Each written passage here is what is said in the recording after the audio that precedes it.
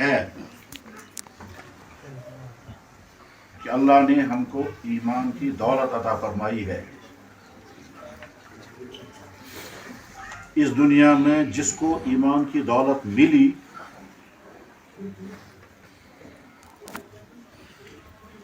وہ سب سے زیادہ خوش قسمت انسان ہے. اور اگر کسی کو ایمان کی دولت نہیں ہے، چاہے اس کے پاس دنیا کی تمام خوشیاں ہوں، وہ ناکام انسان ہے. دنیا میں اللہ نے کچھ انسانوں کو امتحان کی حالت میں رکھا ہے.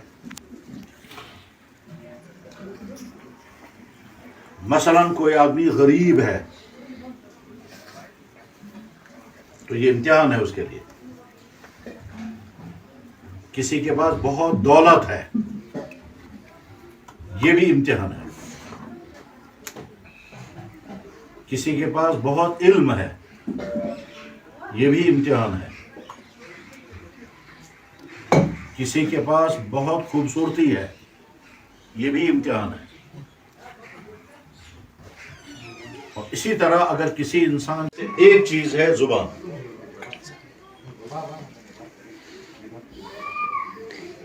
جو ایمان والا بھائی بول نہیں سکتا، اس کا مطلب اس کی زبان سے کبھی گناہ ہوگا ہی نہیں. تو ایک چیز تو اس کو حاصل ہے. سمجھ میں آتا ہے؟ جو آدمی بول نہیں سکتا،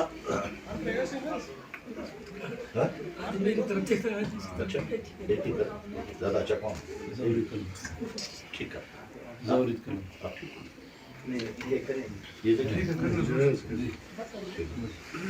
اللہ کے نبی صلی اللہ علیہ وسلم نے فرمایا، جو شخص مجھے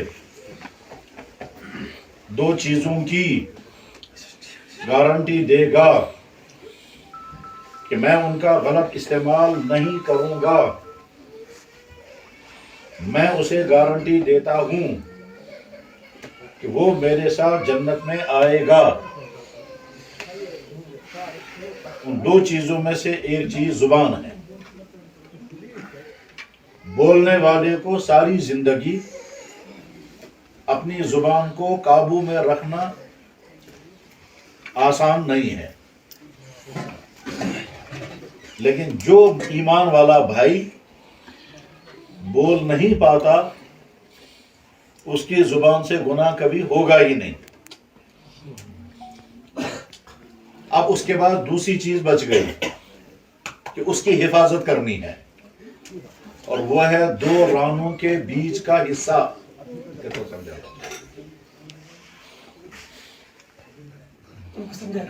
سمجھا گیا؟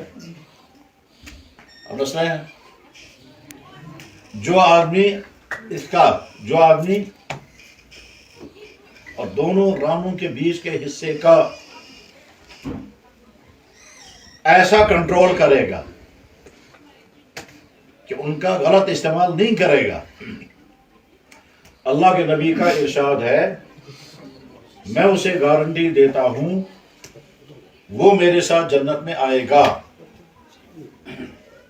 ہمارا وہ ایمان والا بھائی جو بول نہیں سکتا، ہم اسے کہتے ہیں گونگا ہے، وہ ایمان والا بھائی زبان کے تمام گناہوں سے محفوظ. اب اس کے بعد ایک ہی چیز کی حفاظت کا کام باقی رہا، اور وہ ہے دونوں رانوں کے بیچ کا حصہ. اب جب دونوں رانوں کے بیچ کے حصے کی بھی حفاظت کرنے میں کامیاب ہو جائے تو اللہ کے نبی اسے گارنٹی دیتے ہیں کہ یہ میرے ساتھ جنت میں ہوگا.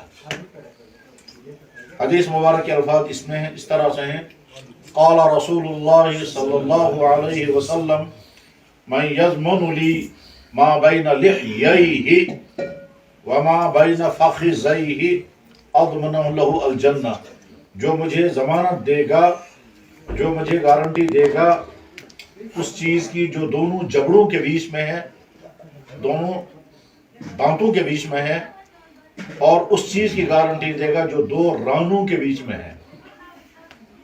اس انسان میں گارنٹی دی تاہ چیزس اس دون دندن درمیان، اور اس انسان میں گارنٹی تاہ چیزس اس دون رانن درمیان، یمن دون چیزوں ہن غلط استعمال کرنا.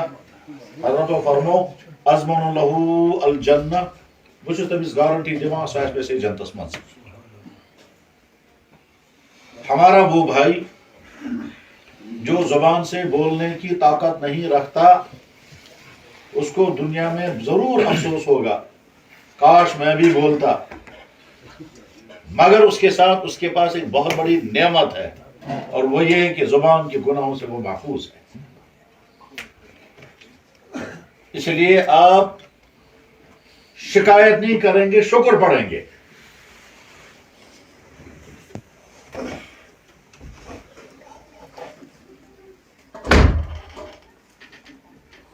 اللہ کے نبی کی خدمت میں ایک شخص نے سوال کیا، یا رسول اللہ مجھے نصیحت فرمائیے. اللہ کے نبی علیہ السلام نے زبان پکڑ کر فرمایا اس کی حفاظت کرو.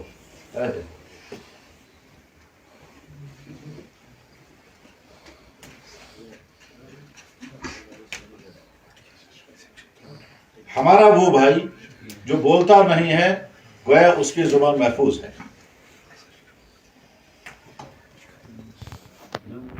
تو آپ کے دل میں کبھی شکایت نہیں آنی چاہیے کہ یا اللہ آپ نے مجھے بے زبان کیوں رکھا.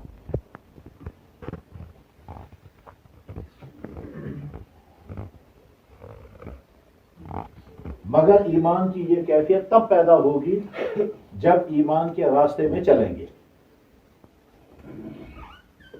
اور ایمان کے راستے پر چلنا یہی دعوت و تبلیغ کی محنت ہے. اس میں چل کر ایمان مضبوط ہوگا، اللہ کی محبت دل میں آئے گی، اللہ کی شکایت دل میں نہیں آئے گی، اللہ سے ناراضگی دل میں نہیں آئے گی، اور ساتھ میں سوچیں گے یا اللہ ان تمام لوگوں کو اپنی زبانوں کا حساب دینا ہے، میں تو حساب سے بچا ہوا ہوں، میں شکر گزار ہوں، اور ان میں اکثر لوگ زبان کے حساب میں ناکام ہوں گے، مجھے حساب ہی نہیں دینا ہے.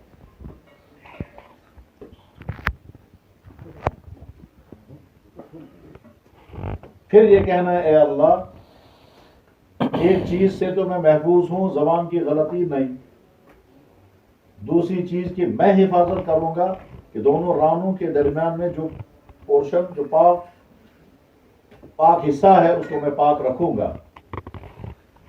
تو اے اللہ قیامت کے دن اپنے نبی کے کہنے کے مطابق، ان کے سچے حکم کے مطابق مجھے ضمانت دے دیجئے کہ میں جنت میں ضرور جاؤں. اللہ اکبر، اللہ اکبر. آپ دعوت کے راستے میں ہیں، آپ کا دیکھنا بھی عبادت،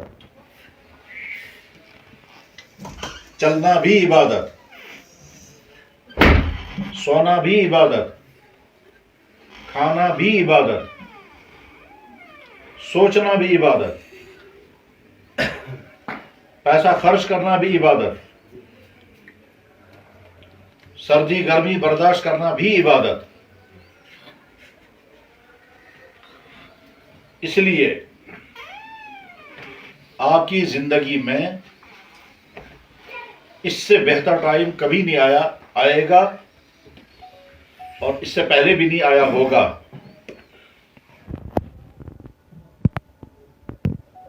ہاں جب آپ اللہ کے راستے میں دین سیکھنے، دین پر چلنے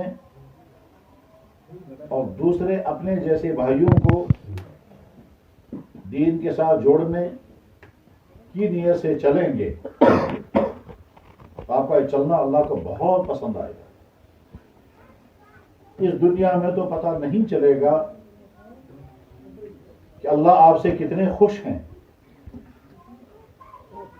مگر آخرت میں ضرور پتہ چلے گا۔ رسول جمعہ کیا سمجھ؟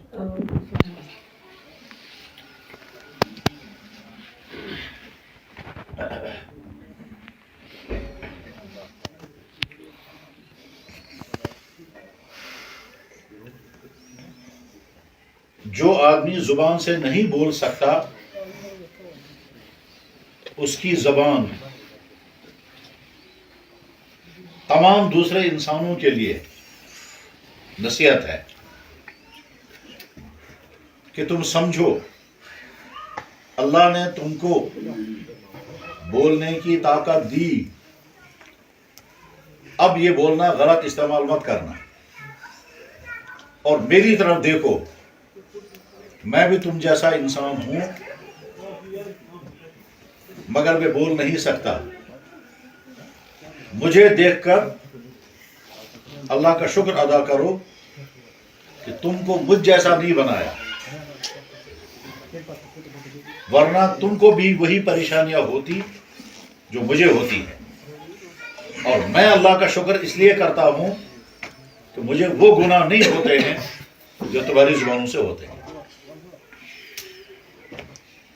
اب جب اللہ کے راستے میں آپ نکلے، بہت خوش قسمت، تمہاری ڈائری تیار ہوتی ہوگی، اس میں آئے گا نماز اس نے پڑھی، اور وہ نماز صرف ایکشن ہوگی، زبان سے کچھ نہیں پڑھا ہوگا،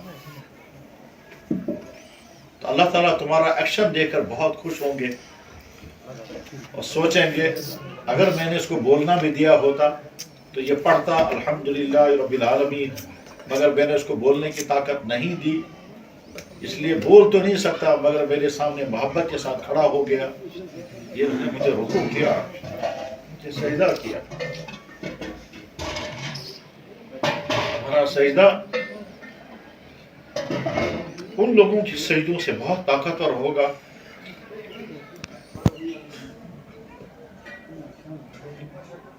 جو اپنا سر زمین پر رکھ کر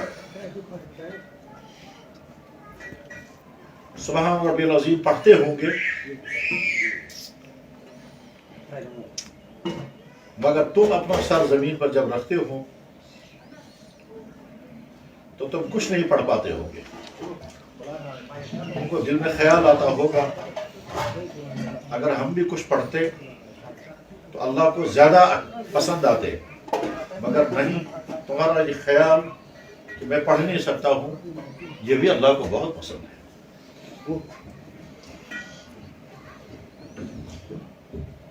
اللہ تعالیٰ آپ کا نکلنا قبول فرمائے، اور تم آپ کے نکلنے کی وجہ سے انسانوں کو اللہ ہدایت عطا فرمائے۔